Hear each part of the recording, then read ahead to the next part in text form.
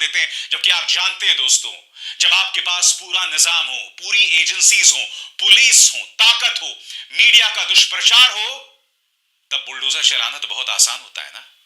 सुनिए कितनी शर्मनाक बात मुख्यमंत्री आदित्यनाथ ने कही थी, और कहीं ना कहीं अदालत का इसी सोच पर प्रहार है। सुनिए क्या कहा था आदित्यनाथ ने। बुलडोजर पे हर एक व्यक्ति के हाथ नहीं फिट हो सकते, इसके लिए दिल और दिमाग दोनों चाहिए, दिल और दिमाग दोनों चाहिए। बुलडोजर जैसी क्षमता और दृढ़ प्रतिज्ञा जिसमें हो वही बुलडोजर चला सकता है। दंगाइयों के सामने नाक रगड़ने वाले लोग बुलडोजर के सामने वैसे ही पस्त हो जाएंगे। मैं आपको बतलाऊंगा दोस्तों कि किस तरह से अदालत ने राज्य सरकार की मनमानी पर रोक लगा दी, और बात वहां नहीं रुकती है। उन्होंने भविष्य के लिए करीब अक्टूबर महीने की महंगाई 14 महीने में सबसे अधिक रही। इसमें भी खाने पीने की चीजों के दाम सबसे ज्यादा रहे हैं। आग लगी हुई है इनकी कीमतों में। खाद्य सामग्रियों की महंगाई 10.87% रही है, डबल डिजिट में, और उससे भी ज्यादा। 15 महीने में सबसे अधिक महंगाई अक्टूबर में रही, जब त्योहारों का मौसम था। सब्जी आप खाते ही होंगे, सब्जियों के दाम तो अक्टूबर में भयंकर रूप से बढ़े, सितंबर में कोई कुछ कम नहीं बढ़े थे, सितंबर में भी ज्यादा रहे। पूछिए सरकार से कि अक्टूबर में सब्जियों की महंगाई दर, ध्यान से सुनिए, 42.18% रही है। इसका जिम्मेदार कौन है? सितंबर में 35.99% ये सब्जियों की महंगाई दर है। इस क्यों नहीं अदालत ने खुद से संज्ञान लेकर एक्शन लिया? देर तो बहुत हुई, मगर सुप्रीम कोर्ट ने फैसला बहुत ठोस दिया है और इसकी राजनीति की जड़ों पर प्रहार कर दिया है। अपने फैसले में कोर्ट ने अधिकारियों को आगे की कार्रवाई के लिए जवाबदेह बना दिया। गनीमत है कि कोर्ट ने पिछले मामलों से इस फैसले को लागू नहीं किया, वरना अपराधी बन चुके इन तमाम अफसरों को अपनी जेब से तोड़े हुए घर बनाने पड़ते और मुआवजा देना पड़ता।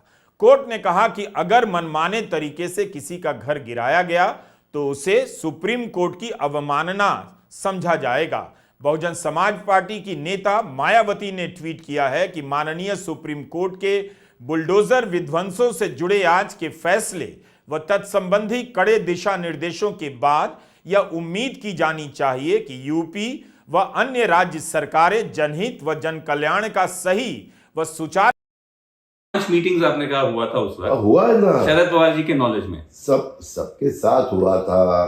आपको जैन साहब वापस बताता हूँ, अमित शाह थे, गौतम अडानी थे, प्रफुल्ल पटेल थे, देवेंद्र फडणवीस थे, अजित पवार थे, पवार साहब थे, सब थे कि डिस्कसिंग जाना है। सब तय हुआ था, जाने दो ना मुझे अभी। नहीं सर, नहीं बट एक चीज में नहीं एक वो एक उसका ब्लेम मेरे ऊपर आया है, मैंने लिया है। मैं ब्लेम लेके बाकी लोगों को मैं सेफ जगह।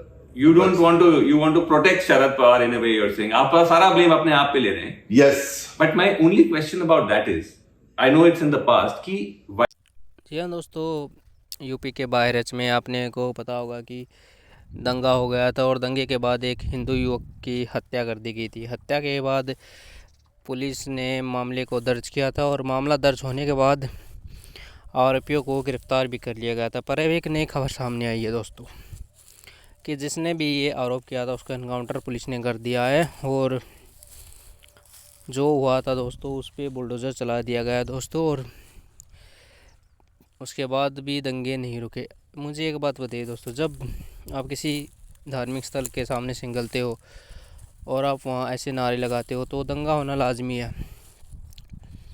ठीक है। उस युवक की हत्या कर दी गई, इसमें हिंदू मुसलमान का कोई दोष नहीं है। दोष है उन लोगों का जो अराजकता को बढ़ावा देते।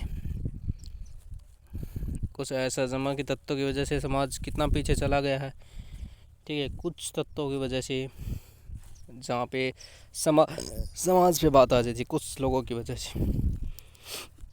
पर समाज ऐसा है नहीं दोस्तों, जैसे कि आप समझते हैं। यहाँ हर समाज में ऐसे लोग होते हैं। और अब बहराइच में जो है दोस्तों बुलडोज़र चला दिया गया है दोस्तों, और आरोपी का इनकाउंटर कर दिया गया है दोस्तों।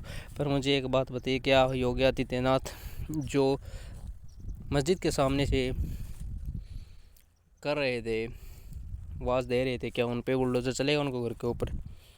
नहीं चलेगा दोस्तों, क्योंकि अगर उनके घर के ऊपर बुलडोज़र चल जाता है तो बीजेपी का एक बहुत बड़ा वोट बैंक बीजेपी से दूर हट जाएगा दोस्तों। ये मैं को बता रहा हूँ कि बीजेपी का एक बहुत बड़ा जो वोट बैंक है वो तो हटेगा दोस्तों, और बीजेपी भी बैकफुट पे नज़र आती हुई दिखाई देगी। इसलिए बीजेपी के नेता योगी आदित्यनाथ ने बहराइच में बुलडोज़र चलाने के आदेश दे दिए हैं, और बुलडोज़र हालांकि चल रहा है दोस्तों। जय हिंद दोस्तों, जय भारत।